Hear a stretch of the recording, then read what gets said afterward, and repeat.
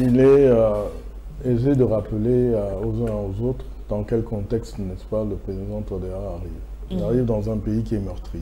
Il arrive dans un pays, président de la République, qui se trouve à être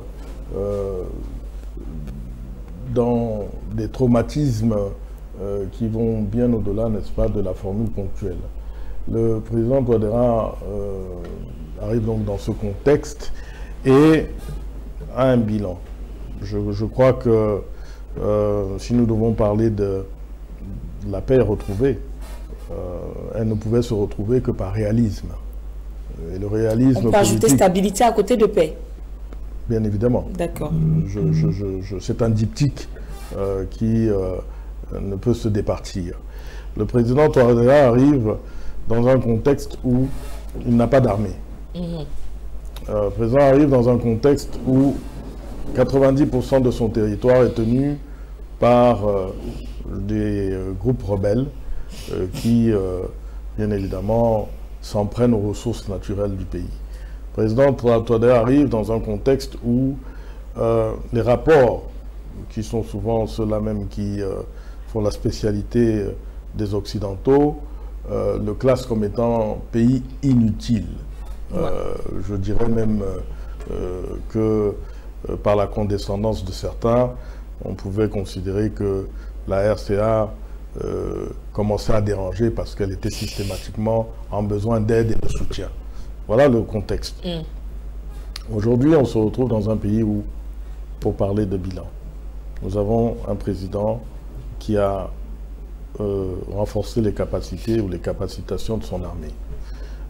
Nous avons un président qui, pour bilan, a tenu à ses engagements, à savoir payer les fonctionnaires sur une durée de 5, 6, 7 ans bientôt, alors que les contraintes à l'international se sont imposées à lui, réduction des aides, musellement, je dirais, de tout ce qui pouvait y avoir comme proposition à l'international pour les pays qui se considéraient dans un alignement autre que celui des Occidentaux, musellement de leurs propositions.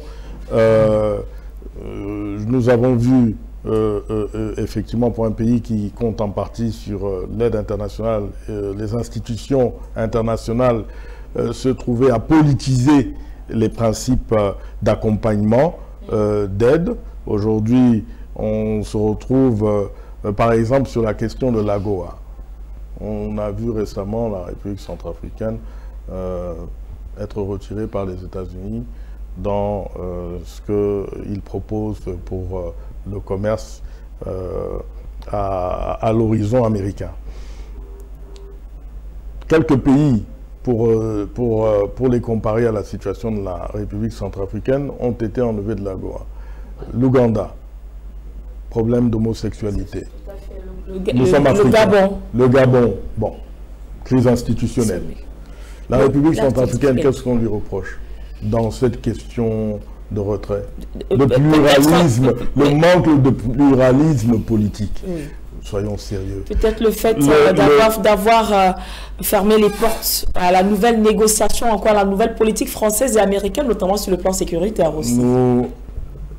Je laisse les spécialistes que vous êtes accompagnés d'une certaine manière, les experts que pour certains nous sommes. Je voudrais vous dire que l'AGOA relève du commerce international. Oui. Et on ne peut pas faire du commerce qui touche d'une certaine manière directement à la vie des populations pour en faire un instrument de politisation. Si les Américains veulent politiser ce qu'ils appellent AGOA, les Africains en prendront acte et sauront effectivement aller commercer ailleurs. Mais ce sont des exemples qui sont clairement à démontrer qu'il y a une coïncidence malheureuse pour certains à croire qu'affaiblir la RCA les amènerait à gagner sur le champ du changement politique. Mais à chaque fois que vous allez tenter d'affaiblir la RCA, vous allez la renforcer dans ses convictions. Vous allez renforcer l'Afrique dans ses convictions et vous allez donc renforcer le président Touadéra dans ce combat qu'il mène pour la RCA, pour l'Afrique et bien au-delà de l'Afrique. Pan African Media pour une Afrique souveraine et unie.